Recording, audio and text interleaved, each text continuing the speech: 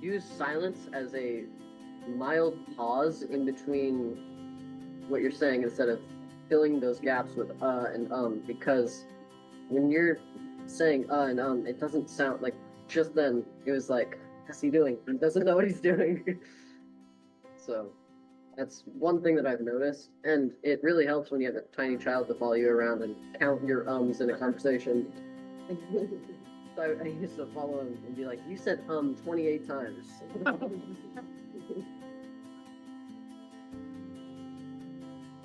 Hi, welcome to Friday Conversations. This is a weekly live conversation where we slow things down just enough to think clearly, listen well, and wrestle with the questions that actually matter in life and in business. Nothing here is scripted, nothing polished. We're just people showing up, thinking out loud, and learning from each other. Dave, can you let us know who we have here with us today? We have an amazing group today. It's not a whole lot of people, but it's nice people, really good people. Really went for quality over quantity today. And we're not going to go in a circle. We're going to go in a square with a triangular kind of approach to this thing, don't you think? Okay. Absolutely. So Todd, tell us about you. Is that geometry? Yeah, it is. Okay. All right. Tell us about you, sir. My name's Todd. I'm with Lump, LOMP, lots of moving parts, site that allows the consumer to post what they want and find the seller that can provide. Very good. Very good. Zane? Yeah, I'm with Zebra Go. We help you answer customer calls so you can focus on getting business done, and we handle customer communication. Fantastic. Leonidas, what's going on? I'm Leonidas Byron. I'm currently managing my mother's social media account, among other things. Lots to do right now. Fantastic. Let's go to Jonathan next. Oh, okay, now I get to go. Yeah, you get to go. I think you tricked the algorithm. I did. It was waiting for me. I'm not trying to be predictable here. I like it. I'm Jonathan Byron. I am a realtor here in Spokane, as well as, like Leonidas so eloquently said, other things, including this Friday Conversations. Fantastic. So, I'm Dave Ribble with Stand Up Mastery, and I just cut Jonathan off with everything else he wanted to say. But I help people with communication, connection, and collaboration so that they can come into these things and not be so nervous about it. You know what I mean? You want to go next? Absolutely, I'd love to. There's the camera. I'm Debbie Ramirez. I work with Champion Empire, where we help business owners to get centered with their purpose, connect with a specific plan that gets them to their goals to bring their dream to life, and then pair them with a deep bench of experts with real life business experience in all the main areas they need to grow their business. Fantastic. And last but not least, Mr. Stephen Hicks. Hey, everybody, I'm Mr. Stephen Hicks. I run Thriving Body Holistic Fitness, and I really use fitness as a gateway to better health and happiness. Fantastic. So what are we doing today, John? yeah, you bet. So we're in January, and we're taking this month to kind of explore what do we want this Friday Conversation thing to be. And each week we have a different theme. So this week is youth. And we have Leonidas with us today. Yay. He hasn't said anything recently, so he's not showing up and he's trying to be silent. So we might not see, we will see Leonidas, but Facebook may not see Leonidas. I'm here. Don't worry. There he is.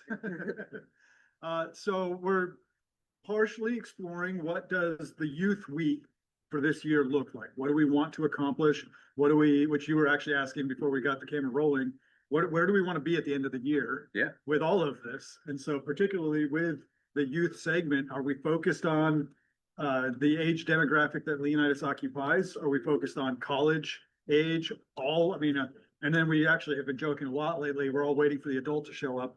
We're all kids. So which young person are we targeting and all of that? So that's kind of what we're looking at today. And then Leonidas is bringing a topic for us, which I'm actually really excited to hear from his perspective. And I know because he and I practice a lot of this stuff that we're going to make this so fantastically awkward. Y'all are going to love it. It's going to be so great. It's going to be fun though, just to, press him a little bit and just see what's going on in there. I like it. And glad you're here. Glad Thank you're you. doing this. Yeah. And I really liked, Dave, how you, like right before we started, you were bringing and shaping to Leonidas some of the perspective that he was talking about with language that he hadn't yet heard. And so I love, and I think that's one of the key things that this wants to be, is that it goes both ways. That we want to hear from the younger generation, and we want opportunities for us to take those things we've learned over our years and share that and pass that on to. And it's a different time now. It's a different time than when we grew up. Absolutely. And so what's his perspective on this and what could he teach us as well? Yeah. So having said that, and full drum roll and all of that, Leonidas. So, as a very good entrepreneur always does, I'm very good at procrastinating, so I have nothing to say. But I will do my best. Okay, well, that's folks. Thanks for coming. So, No, Leonidas, I'm gonna doubt that. I bet you've got a lot going on that you're ready to share with us. Thank You just haven't figured out what it is yet. yeah, exactly. So in general, I'm mainly going to be talking about negotiation and how to use silence in negotiation, but also going to touch on how people can learn with silence. Because if you're having a conversation with somebody and all you're thinking about is the next thing that you're going to say, what are you learning? Like, what are you actually gaining from the conversation? Yes, you'll be able to rapidly fire back at them, but if they're also firing back, nobody's learning anything. So you gotta take time and really slow down and just listen. Use silence.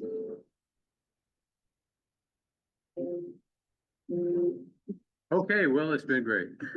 I was curious who was going to break first. So who's gonna, I wanted to mention this before because I knew he was going to do something like that. I like that this is a smaller group today, and I'm even already thinking about how can we maybe almost force this to stay a smaller group. That's a different conversation for a different time. But here's what I'm excited about. Everybody in this room, like we have some people that come that maybe could use some growing in the area of silence, but everybody in the room today is really good at listening and being contemplative. So I'm very excited because this is the topic. And I'm saying this so that you can edit it in wherever we have those long pregnant pop. You can just pop me up saying the radio silence is intentional. We're actually intentionally leaning into We didn't use this. the mic on accident. Right, yeah. Let's double check. Is the mic muted? Oh, we're good. Okay, we're It good. would have been very silent. Everybody, That was fun. there's an old sales thing that we've all probably heard. And that is some people, some coaches will tell you that if you're out there trying to sell something, the person you're trying to sell to will say, this is what I want. And the salesperson will say, this is what I can give you. How does that sound? The next person that speaks loses. It's fun. Yeah, I think that's super common in like sales training, especially It that is. line, like after the presentation, like the first person to speak loses. And I kind of hate that word choice exactly because it does make everything like confrontational or like conquest. And I really like the sales as service model. However, the lesson still applies. Like in silence, you give people that time to. I know, Dave, before we went live, you talked about the pregnant pause, right? You give people that time to gestate, to ruminate, to let it turn over, and you get different answers after that pause than you do if you rush through the pause. So as a little stickler, I don't love the first person talk loses mentality. However, I do love that in open space is where things get to unfold. yeah, I 100% agree. Even when you said it, I was like, ooh, that's so like old school, like Yeah. I win, you lose. And, Hammer. which saying that out loud makes me think Leonidas and I have been watching through The Office, and we recently got to the one on conflict resolution in the marketplace, and Steve Carell was walking through win-win, win-lose, win-win-win, and just thinking about. Nonetheless, the idea of you have to lose in order for me to win, I don't love that mentality at all. I fully agree with you there. And that this has showed up for me so many times, and the more it happens, the more easy it is for me to lean into it. Brian Buffini, my mentor, he says, let silence do the heavy lifting. And he describes this scene where he went to Chinese investors, and he was told ahead of time, do your presentation and say nothing. And so he went in and he did his presentation, and then he just couldn't handle that, the silence. And so he just, bleh, and he lost the deal, like didn't work out. So he went back, he was going to either the same Chinese investors or another group. And he actually went to somebody, a friend of his that was Chinese, and he like coached him, mentored him, prepared him. And he went in and he describes it. He's like, I was sweating. I was just like, this isn't going to work. It's not working. It's not, I look like an idiot. And then the people that he was presenting to, they all one by one stood up, walked out of the room. Not another word was exchanged. And a few days later, they had sent the paperwork back, signed deal, biggest deal he'd ever done in his whole career. So that story has always resonated with me, right? That's what I'm thinking. But on a smaller scale, I see it show up over and over again where I'm talking to somebody and they say something to me, and this could be anything, personal life. They say something super offensive, like, oh my gosh, like, did you just say that to me? And while I'm trying to figure out how am I going to respond to that, they come and say the complete opposite. Like, I didn't mean that. I didn't mean that way I said it. Like, just, it's like, oh, like sometimes people just need to verbally process, hear it come out of their ears, and then they're like, whoa, wait a second. Now that I've said it out loud, let me retract that, right? And so whether it's personal, business, like I'll be, especially in real estate, it's highly emotional, right? So I'll get on the phone with a seller, right? We got an offer that was way below asking price. I'll never accept that offer. Do they really get that Oh, crazy? real estate is very emotional, very emotional. Wow. And then the other piece of this, after you listen, and if there's still that awkward silence, reflection or mirroring is a really good technique. And I know that's not the topic, and I don't want to derail your topic, but when you say, so what I heard you saying, Yeah. and then you say what you heard, a lot of times they'll be like, oh, no, that's the opposite of what. So anyway. So Leonidas said something earlier in his opening remarks that really triggered something for me too, is that a lot of people will have a conversation with you, but they are simply waiting for their turn to talk. Yeah. They're not hearing you. They're only waiting for that half a second of silence to then jump to the next thing, jump to the next thing, jump to the next thing. It's not turn-based in the way that you think it is. It's turn-based in the way that there's a third person, and that person is the silence that you have to wait for them to finish, and then you can talk in between you talking. That is really good. That is really good. I'm gonna sit with that for a while. Yeah, I almost want you to say that again, because for two reasons. One, because it was good. Two, because I'm not sure I fully tracked with you all the way through. So it is turn-based, but it's not one-on-one. There's a third. Traffic controller. Yeah.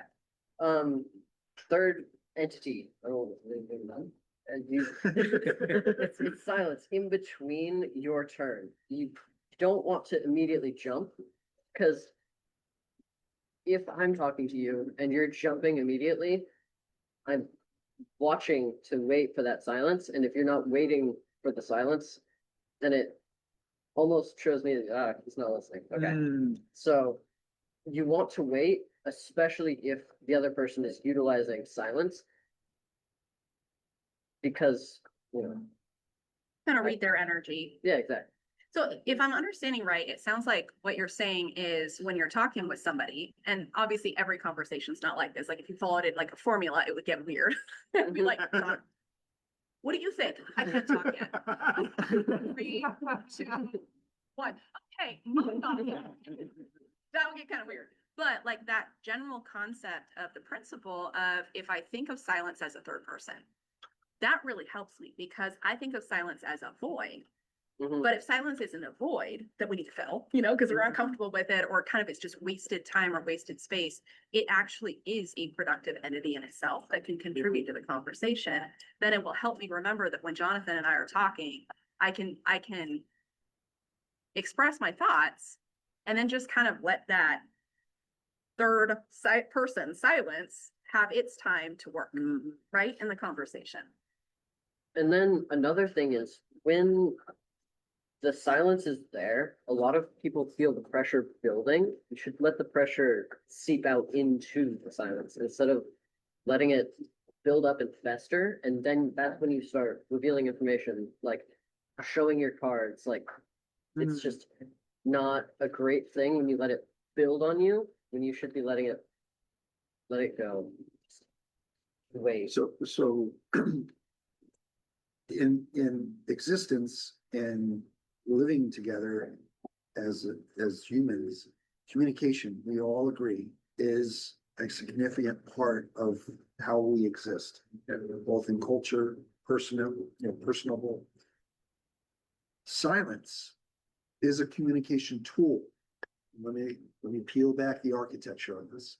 Okay, when you decide to begin to communicate, you need to decide two things. Number one is the overall objective of the communication that's going to take place. That's important. Otherwise, go down a rabbit hole like I do. Okay.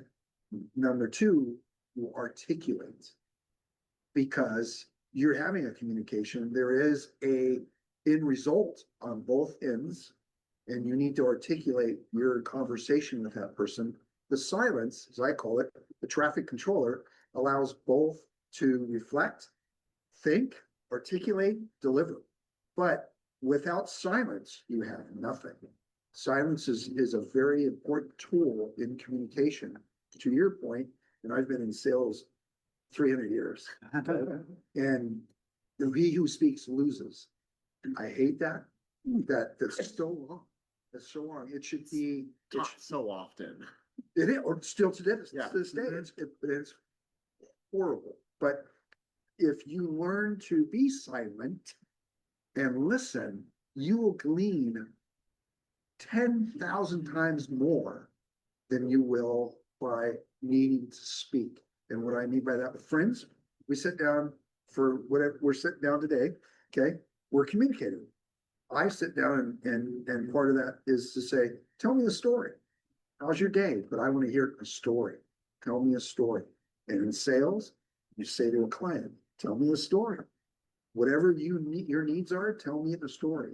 And that will give you so much more valuable information. And in your personal life, the person's telling you a story and you're getting all kinds of information.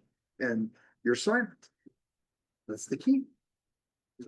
I love that. And I love you saying that you've been in sales for however many years you said. I think it was 3,000. Okay, gotcha. But I think that's so cool because if you have a business or if you work in a role that's kind of solopreneur, such as real estate, or a very self-directed role within a company like myself, you're in sales. Well, everybody's Right? in sales. And everyone hates that term. If you're in sales, you probably have gotten far enough for a bunch of years. You've probably gotten far enough to grapple through it and to figure out, or you would have left. Right. Really, you Yeah. would have left because I think it gets such a bad rap because we've all had our experiences with somebody who did not use silence. And so what they were doing, probably well-intentioned, probably trying to make a sale, provide for their family. Maybe they have a great product they're selling or service, maybe that we need, but because of their need, we could feel that on them, Yeah. right? They were driving it home and we were like, the experience is you're invading my space and not respecting me. That's the experience. Mhm. And that's why we develop a visceral reaction, because if we get into kind of the health aspect or the medical aspect, what it's doing is it's putting us into a state we don't enjoy in our somatic, kind of experience. We're going into fight or flight, usually flee at that moment where somebody's aggressively moving toward us, maybe a giant smile on their face, maybe enthusiasm, and we're like, whoa. And I'll share, I'm still working through this, right? But I think that part where I sent an email today to somebody who I've kind of had on hold in my pipeline, right? Like, okay, come January, touch base with me. Sent an email today just to kind of start the conversation, which is his preferred form of communication. But I remember my last interaction with him, I was overly enthusiastic.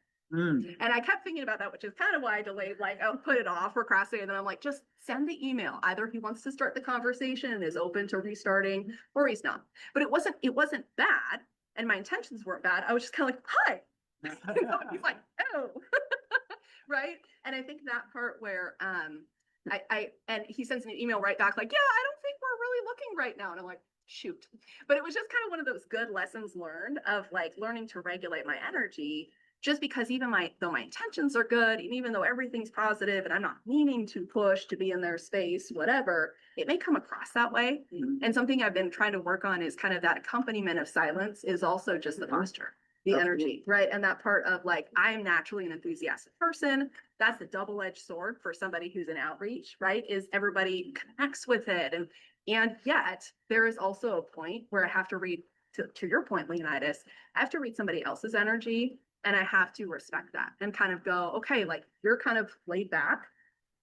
Let me pull myself back. Let me not be in a space where I'm kind of on, because I need to create space for us to have this conversation together, really just to get to know you, whatever may come of it. I think silence helps with that as well, especially if you're one of those people that can be up quite a bit. And if someone is, not as up, if they're lower, that silence, like Leonidas said, just kind of dissipates, and then regulates and kind of gets you guys on the same level. Yep. Yeah, well said. I talking about stuff that's been brought up earlier, about like that third entity. I think the silence is really where a lot of the work's done. John mentioned that's where the heavy lifting's done. I think we get the best example of this in like stand-up comedy, right? Could you imagine a comic getting on stage and just rushing joke after joke after joke without leaving space for you to laugh? Right. No one would love that show. That'd be ridiculous. Might have the best punchlines, but if you don't have the silence to allow people to laugh, it doesn't do anything. And same in conversation. You might have the best ideas, you might have the right solutions, but if we don't have those spaces for it to process, for it to take hold, for it to get planted, it's not going to get conveyed. Or if you're Debbie, you might just steamroll people.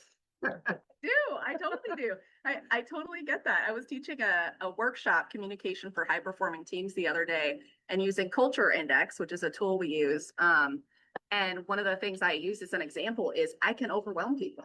I have to pull it back because I have a certain trait that can absolutely overwhelm people. And I'm like, if I just let that out of the box, you think I'm a lot now. I am pulling myself back out of respect for you and your space. So why do you do that? That's a great question. Well, I think part of it is I am an enthusiastic person. It's how I'm wired. And yet the flip side of that, there's always the flip side. I think sometimes the high energy in the on can be fear. It can be kind of a desire for an outcome. It can be a lot of different things, right? And that's where I think just pulling myself back into like, hey, let's see where it goes. Let's build the relationship, you know? And you're improving on that? I would hope so. I would definitely hope so. But I'm open to being feedback. in sales, a lot of sales people are, and they're very, well, some people are coy, but it's subliminal that the salesperson, because they've been in training, they've been told what to say, how to say it, when to deliver it, that they go over Oh the top. God, I can sniff a script from a mile away. And so what I have done in working with people in the past is take what the why and apply it. Why do I have to be that way? Why can't I just be myself? Why do I have to laugh this or some big grins? And once you fill in the whys, because there's usually several of them.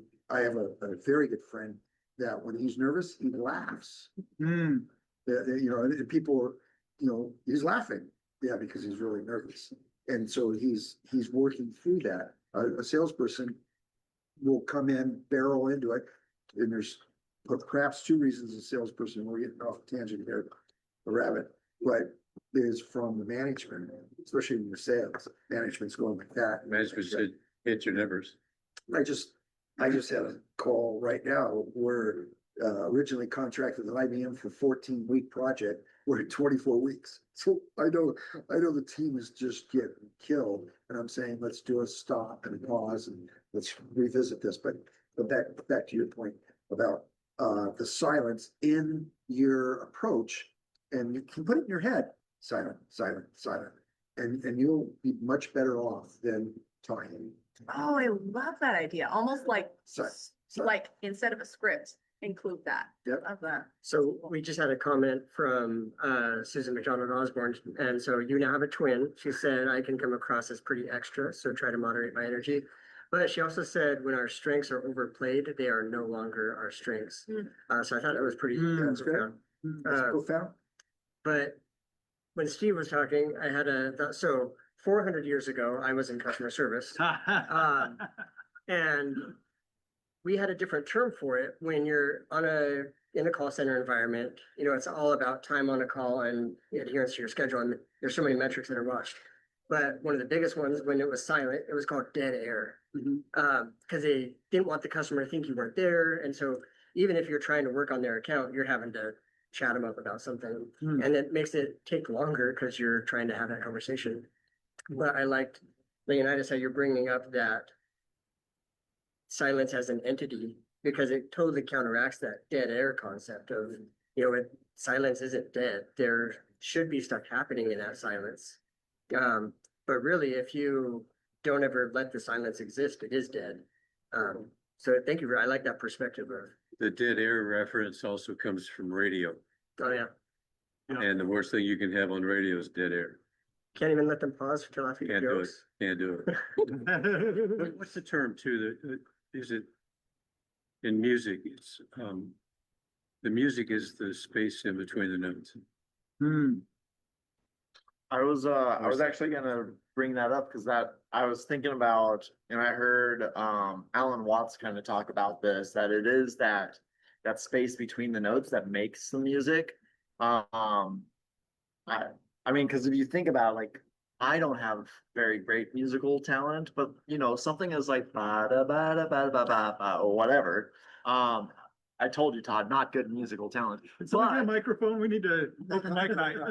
But as bad as that is, it's much worse if you take out all the space and you just go bah. Like, no one wants to listen to that, like a 5-minute symphony of that. It's the space in between, and it's kind of similar to Deb's point earlier. Like, if you think about tapping someone, like, that's fine. It's a little annoying, but it's very bothersome if you just keep pushing.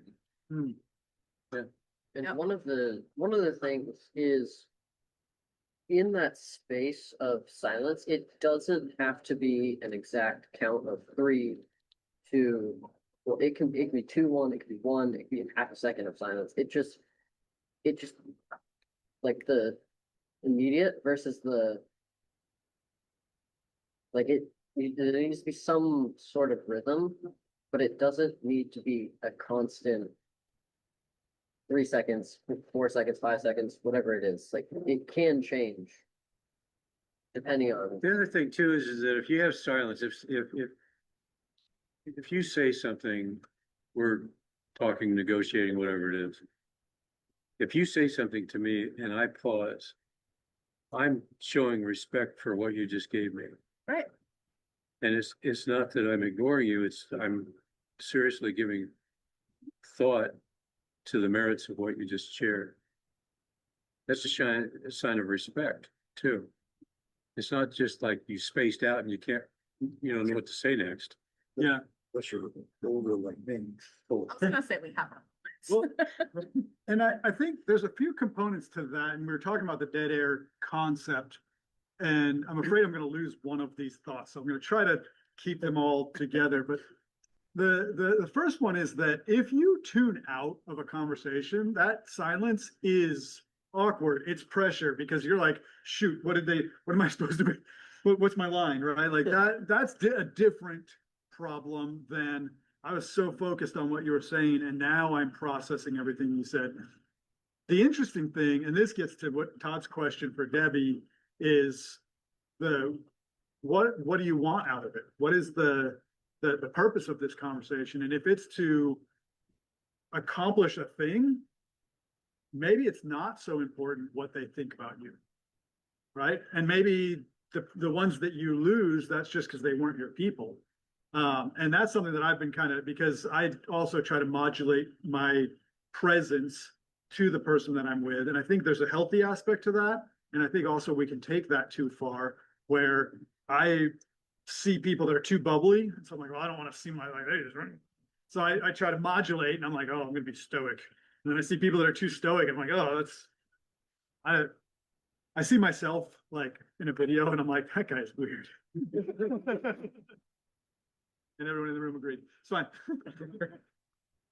All of that being said, if you're leaning into the conversation and there's this long silence And Melissa and I actually worked through this because I was getting good at listening and leaving that silent space.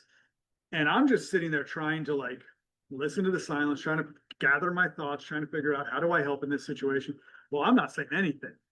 And that was not good. Like, she's like, did you hear me? Do you know? Like, hello? And so what we came up with, and I've seen this, and an example of this you see a lot, I think several of us have already used it today, is that's a great question. That's a great thought. Thank you for sharing that.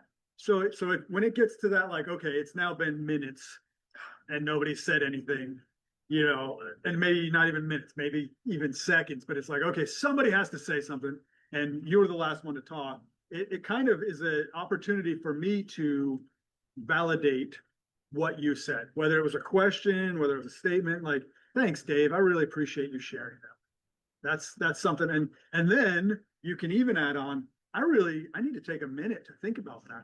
I need a little bit of time to process that. And it's respectful. It's acknowledging, it's saying you matter. So all of that.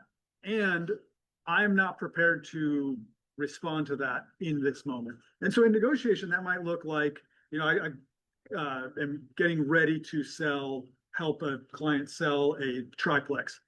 And in the opening conversation, what do they always ask for? How much is it worth?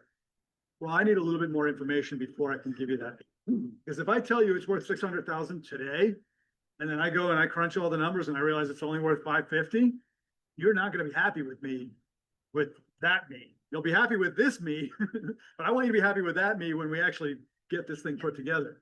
So it's very honest and that's, you know, literally I need to go gather data, but also like and I'm keep looking at Dave, but you know, you just gave me something that I wasn't aware of. And we could talk about like reflecting, right? Like I need to think about that. Let me make sure that I heard what you said well. And so repeat it back. And then, you know, it is good to then take, and if it's a casual, you know, you're sitting in a coffee shop together, you might just sit there contemplatively in silence for a little bit with each other.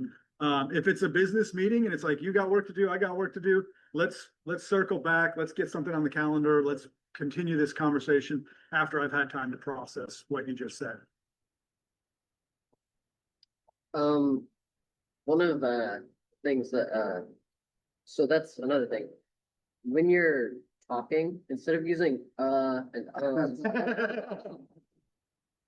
you know how weird that was when I started that? It was like, instead of doing that, you could use silence as a mild pause in between what you're saying instead of filling those gaps with and because when you're saying and it doesn't sound like just then it was like, what's he doing? He doesn't know what he's doing. So that's one thing that I've noticed, and it really helps when you have a tiny child to follow you around and count your ums in a conversation. So I used to follow him and be like, you said 28 times. How do you, all of you, it's a collective question, but how do you guys feel about having notes with you all the time when you're talking to someone? It's fantastic. Because Absolutely. the notes give you time too. Yeah. Absolutely. Yep. Okay, well, that was a good, quick answer. That's a good question, Dave. Let me take a minute to process it. Yeah. I use it and I coach people to do that too. It used to be that you were unprofessional if you walked in and sat down with a potential customer with a notepad. Not allowed to do that. You're supposed to remember all that stuff till you get to the car. And I said, BS on that. I'm not doing it. No. I'm gonna ask permission. I'm gonna say, would it be okay? Because when I write this information down, I want to make sure I have it right. So let me write it down. Let me play it back to you. Tell me if I have it right. Take your time. It never fails. It doesn't hurt almost it. seems more professional to do that because like if you're just remembering it, like an hour-long conversation, you're not going to remember every single detail. Well, Or- Deb would. She would remember every detail. But I bet you. Wish, that's very kind. I actually bring my notebook. You because take I your don't. notebook. Yeah, absolutely. I do be. But that's like no. you've probably this whole time been writing down key notes and stuff that you want to remember. No, I know that this is recorded. Oh, that is another advantage of this being recorded. Watch on YouTube later. Nice plug. Thanks. That's not what you did there. But yeah, taking notes instead of just trying to remember it does seem like a very professional thing to do. It's something to be frowned upon. Do you find that people of your basic age don't like to take notes, I don't like to take notes. and you don't like to take notes? Yeah, Why is that? I think it's probably because it was like taught to me that that's not very professional. So yeah, now I'm counteracting myself. I would have guessed, sorry, Deb. No, go I ahead. would have guessed that it's just, he hasn't gotten the filing cabinet jammed up enough that he's forgotten things. That's, I know in my twenties, that was like, I was super sharp, remembered everything, and then somewhere in the twenties, I was like, man, I had 10 conversations yesterday and there's like, they're kind of bleeding. I should start making notes to keep this organized, because a short pen goes further than a long memory. I love that. I think really the thought that's going through my head is when we say professional, what we're really saying is intentional. Do you know what I'm saying? Where when we're saying, well, it feels professional or it doesn't feel professional, I think really we're kind of thinking of the image of it, right? Or the optics of it. And that is important, right? But there's a part where I think really this whole conversation is about how do I get my perspective off of me? And kind of to your point, Todd, is that right? Correct. Yeah, to that point of what you asked me of, well, what's the why behind it, which is such a powerful question. Really, any of the whys, fear, anxiety, outcome, metrics, whatever that is, it really kind of traces back to me. And I think there's a huge part where it should, right? Like we should never be in a conversation, especially if there's business, but even personal, where me, my needs, my outcomes are totally off the table, right? That's not healthy. We do need to have boundaries. We do need to be pursuing goals, all those kind of things. But I think there's a huge part where really most of the time when we're struggling with that, we're too loud, too fast, too vocal, too in somebody's face, or even kind of like, oh, I shouldn't take notes because it feels like whatever. It's not really, it's more focused on me versus taking the focus and going, hey, I can sit back. I can take the time to take notes. I can leave a pause. I can take the time to actually genuinely reflect on this. And if I don't get to what I was going to say, oh, well, like, what did I actually lose? Right. I think that would be a consummate professional, the way you describe that. It's perfect. I love that. And I think that's the part that's been really big for me. Recently I've been getting to do a fair amount of meetings together with Jesse, who's my boss, the owner and CEO of Champion. And I think something I've really learned from watching him is he's always thinking in terms of goals, outcomes, but it's a peripheral question. It's not the driving question in that conversation. The driving questions are, who are you? What are your needs? What are your goals? What are your dreams? What's kind of like the range of different things that you're looking for, or your ideal versus what's, acceptable to you. And at the end, if it's something that is outside of, our goals, then it's kind of like, okay, awesome. Well, let's hang out and grab some dinner. Yeah. That's not a business conversation. Or, on the other hand would be volunteering, not something that you get paid for. But at the end of the day, whether it's collaboration or whether it's, a business deal, it's always that question, kind of going back to that, that concept of the go-giver approach. Will it make money is never a bad question. It's just a bad first question. Is there something in it for me? It's not a bad question. It's just a bad first question. When we sit down, I need to be about you. And at the end, we'll figure out what is the mutual learn. You're kind of making me think as you're talking about, sometimes we have to regulate ourselves and allow ourselves to keep that silence. Well, there are so many people that are constant silence, right? They don't feel confident to be able to open up and speak, and they have great ideas, but they just don't feel that ability to get in there. So my brain was like, okay, as we bring ourselves down a little bit, that silence opens up space for people who usually don't talk to voice. And so it's kind of an act of kindness of like, hey, I'm letting it simmer. I'm also opening it up to other parties who maybe they aren't as vocal and allowing them to have that. You could say that if you feel comfortable enough in the communication you're having with the person that typically is shy and remains silent, is you can say, it's your turn. And embrace them, bring them up and have them talk, because possibility that no one's ever said that to them. There's but you engage them. It's your turn. Maybe warn them beforehand so they're ready for it, because they might just be too shocked. Hopefully you've spent enough quality time with them that you can gauge your approach with them, because everybody's different. And to your point, over the hundreds of years, 450 years. The number keeps I going. know. That's how time works, Dave. Started with 300, didn't That's how time works. You just No, it's get 300, more and it's more 400. years. Right, Zane, 600? I was going 750. Yeah. you? So silence is golden. You've all heard that I live by that. But again, silence will give you the opportunity to reflect, give you the opportunity to perhaps change your approach, understand what you're in front of, what you're engaged with. And people, I think more than 50% of the people that we come in contact with need to understand what silence means. And it will help them grow. That's why I always say to people, tell me a story, and I'm silent, because they're like, you should try that with someone that you know, that you feel comfortable. Tell me your story. How was your day? And then we get all excited. And also it's what sticks. We Yeah, learn through what narrative, sticks. right? It's right. it's personal, it's relationship, and it has a plot line.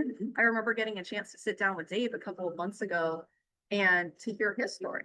And do I remember all the details of, his business, and actually quite a bit.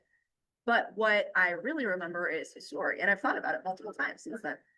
Thank you. Hope it was a good experience. It was a good story. Toastmasters is out there for the purposes of not having people feel awkward by being both silent and projection. So Toastmasters, And that's been in the business of doing what they do for how many years now? probably 100 years. And they haven't run out of people that need it. No. Possibly 500 years. There we go.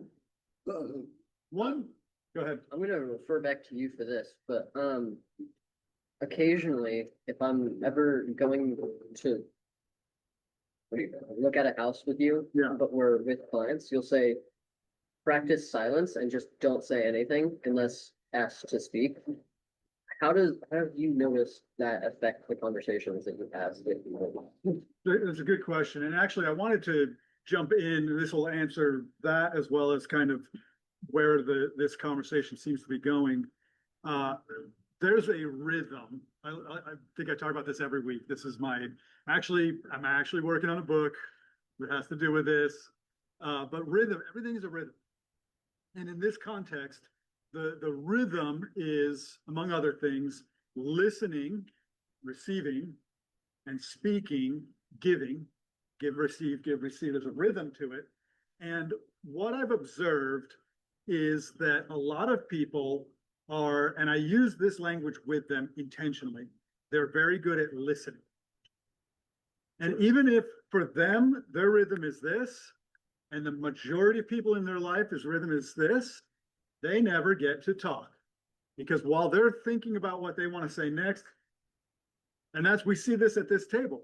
We have people that their rhythm is this, and the ones that don't jump in as quick, and that's why every week I'm like, okay, we're going to hear from the quiet ones, the ones that have been listening. And so if you validate somebody by not saying, oh, you're one of those quiet ones.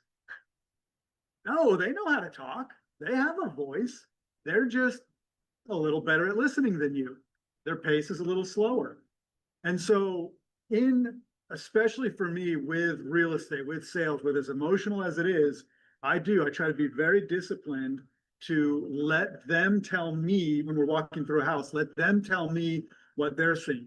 And a lot of people picture real estate that we're going to go in and I'm going to be like, this is a kitchen. This is a kitchen sink, turns on and turns off. And this is a KitchenAid dishwasher, whatever. Like that's maybe there's a world where that happens. But for the most part, my goal, and this is how I operate my business, not everybody's going to do this, but my goal is I want to know, what are you seeing? What are you feeling?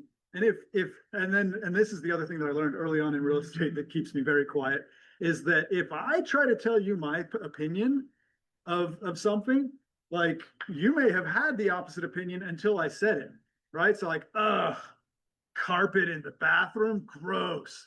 And right up until that moment, you were like, this is so cool, carpet in the bathroom, which, by the way, that I don't care if you're one of my clients and you disagree with me on this, carpet in the bathroom is not, no. But I won't say that because it's not my purchase. And if they were, up until that minute, they were loving the carpet in the bathroom, and I just did two things in one fell swoop. I told them that their opinion is wrong, and I potentially changed their mind to where something, a feature that they love that might have had them write an offer on that house, they're now second guessing themselves and saying, oh, maybe we don't want this house. Well, that, and you also say that you two aren't the same person. Maybe you're not the right person for them as a realtor. Yeah. And so there's been times that I've slipped and been like, ooh, I really love that light lamp fixture, whatever, you know. And I think it's okay for me to be positive. And if they're like, oh, actually, we hate it, that's fine. It's like, whatever. But so that is an aspect of it. But as we were talking about what you guys were talking about there, when you get with somebody that has not been listened to for a long time, they've been pegged on this side of the rhythm, and just they're listening, they're receiving, they have a lot to share. And so I have one story where, like, I kid you not, full hour, maybe even 2 hour coffee meeting with somebody, I said nothing the whole time. He just finally had somebody to listen to him, and I learned so much about him. And there were like 2 or 3 times that he was like, I have never told anybody this in my life. That's nice. I went home and told Melissa that, and she's like, yeah, because she's a really good listener. So she has that experience all the time. But yeah, it's so I think that and the reason that I had you do that, especially when you were younger, is that there's a lot that you're observing, and when you try to condense that into spoken word, and this is why I don't take notes in a lot of meetings. I do take notes in certain kinds of meetings, but for the most part, if I can absorb and then later process what I absorbed, I find that a better experience for me than if you're talking and I'm like, hold on a second, I got to write that down. So depending, there's lots of situations where I would counter my own thoughts on this, but you're absorbing, you're observing, and then later you process it, you let your subconscious process it, you let kind of like that mysterious silence as an entity process, and then see what comes from it. So, and then also you were young and you would have been likely to say something that may have soured the deal. So Yeah. But then you also got to learn. So what was your experience doing that? I always found that when I was talking, the attention given to me was different than when I was silent. When I was silent, it was more of a subconscious, like there's somebody else here, but they're not really here.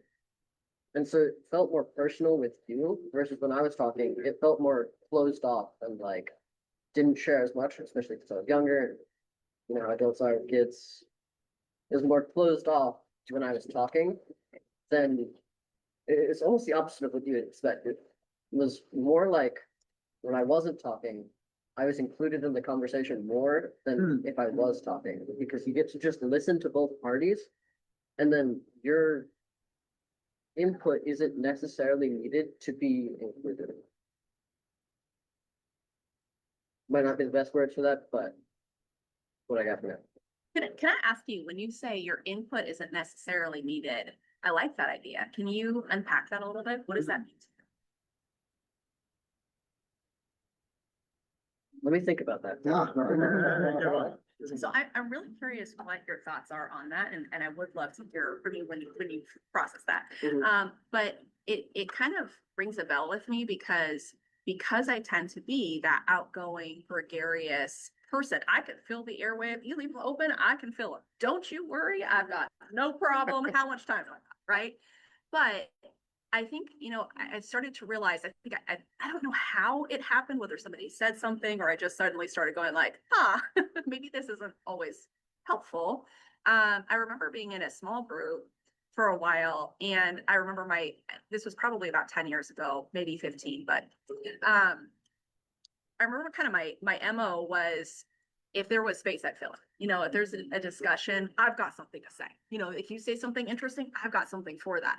And I started to challenge myself to not speak, not forever, just kind of think about how many times other people have talked and make sure it's gone around the room pretty well before I talk again, or make sure I've heard from certain people or whatever my kind of thing was that I was doing.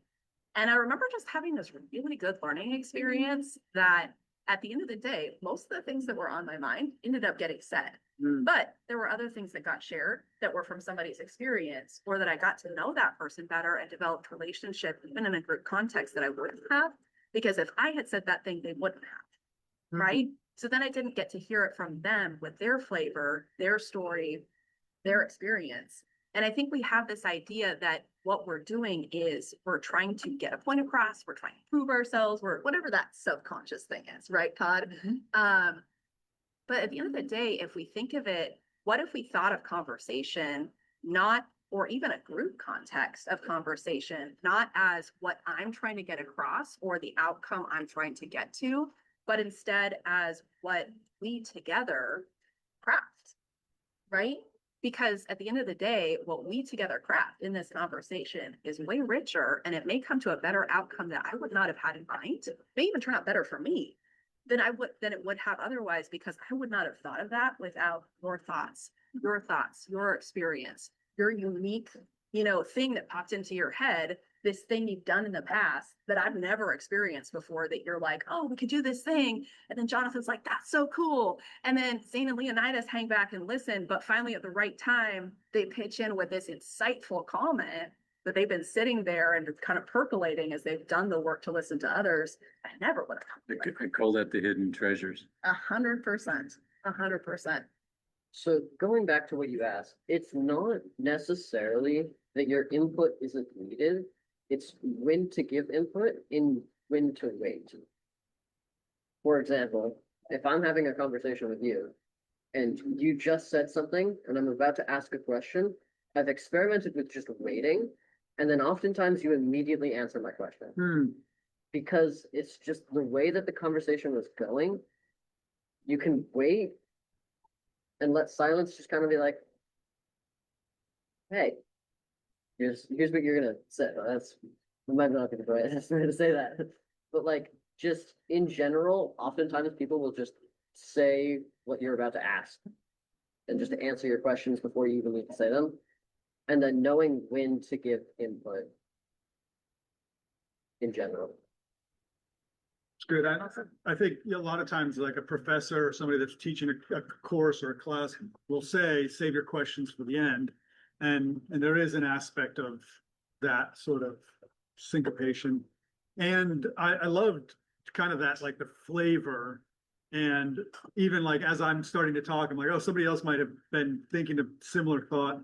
And it's fun when you A/B test that, right? Where it's like, okay, I'm going to share and see what I'm reading the room. Like, am I getting nods? Or people like kind of looking confused? And then contrast that with like not saying anything for the whole, really hanging back and seeing which ones of the thoughts that had come up that I was like, oh, I want to share this. And then somebody else shares it in a slightly different flavor. And it's like, oh, I like that. Or, yeah, I probably would have said it better. But doesn't matter, right? Like, just you're getting to hear all those flavors. A thing that I've articulated, I think I've said it here before, active listening is listening so intently that you want to interrupt, but with the self-discipline to not interrupt. And that's, if you can find that and keep that rhythm tight, almost to a vibration where it's like, oh, I want to interrupt. Oh, no, I'm going to hang back. Wait, now what is he saying now? Okay, I got to get back into it. Ooh. And if you can get to that point of listening then yeah, by the time they're done talking, you've got 20 threads that you could pull on. And the other thing, and this is, I'm literally guilty of it right now, is I need to get better at, and I think it's helpful for all of us. Like Zane, you said something and you were done, you were out. I said something and then I said another thing and then I'm like kind of processing, I'm like verbally processing as I go. And it's good, it's enjoyable, but when you take the time to They call that content drift. And I know I first heard about this, I think it was from Glenn Black at Friendly Computers. He was talking about like, cause he's in a BNI chapter and they had to really get strict on at the end to really limit testimonials and reviews to like 15, 20 seconds. Cause people that didn't have things to say would be afraid of not having things to say, that they would say 37 different things and just start making things up and just keep going. And it got way too long. And he shared that whole concept about content drift. If you have too open of a space, you're going to fill that space and it's not going to be worth filling. yeah. That concept really, you were saying too open of a space. And it to me is very parallel to a concept that's kept going through my mind in our conversations with various things people have shared, which is silence is a powerful tool.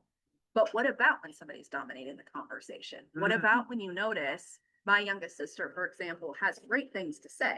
My husband has really profound things to say, but both of them have a personal culture that they are not okay with interrupting. They find it extremely rude.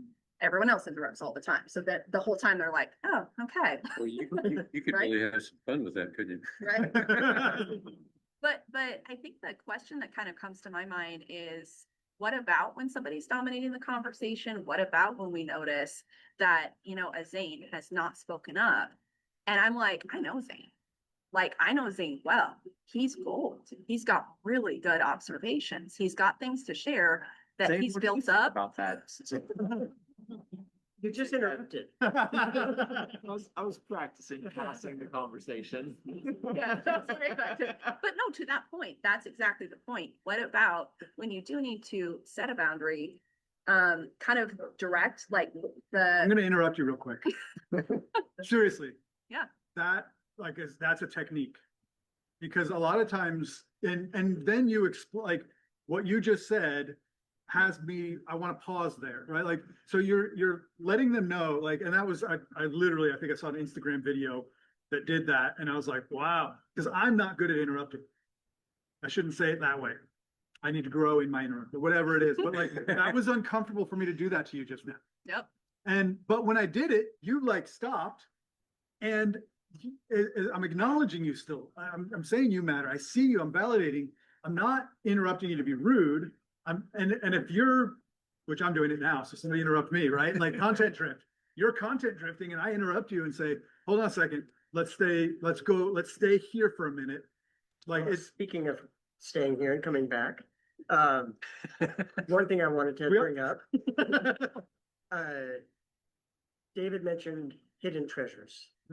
And the thought went into my mind, okay, is the treasure really what's being spoken? Is it yes, there's gems and things that people are saying, but it's really who says it, right? Because we no longer correlate that message as just a message. It's not a text we read. Jonathan said that. Jonathan said this, and I could see it on his face. I could feel the energy. He said when he said that. So it's not just what's being said. It's who's saying it, how they're saying it, the energy refraining from all of that. It's also the topic at the moment. If you're not going to let me talk, if you're going to, carry the conversation without me talking, then the hidden treasures that are there aren't just necessarily transactional. They might just be something about my personal life. But we never got to know that. You never got to learn. You never asked me enough questions to let me trust you so that I could share that information. That's the hidden treasure, because it picks up the whole person. Right, Deb? Well, we are at a very close to the end. In my mind, I think it'd be really hilarious to just do a moment of silence to end everything. I was thinking about that for the last 10 minutes. It's just like, We will now engage in it. When I first started down this journey of embracing silence and listening, I had this idea, and I still have it, although I don't know. Anyway, I had this idea of like renting a room at the library, borrowing a room from the library, and sitting down with a group about this size and just 1 hour silence in a room with 6 or 7 people. It's called a monastery. It's a good point. That's called a monastery with check-in, check-out Yeah, privileges. Do silent retreats. Yeah. They do. It's Yeah. very therapeutic. So I belong, 151 years. It is 2 o'clock, so this is like, So, Quick one. they have the gym that I used to belong to had a silent, where you went into the room, you sat down in a big comfortable chair and you were silent. alone. There's no talking, no visiting, nothing. The lights were dim, but you just were there just to collect yourself. Well, we have one of those at our gym. It's called a sauna. But we talk sometimes. All right, well, thank you to Dryfly and Lump AI, Todd, for lunch for today. Come down and join us sometime. We're here every Friday. We'll be here next Friday. thank you, Leonidas. Yes, thank you, Leonidas. Really appreciate Appreciate it. Well done. Thank you. And we will see you all next week.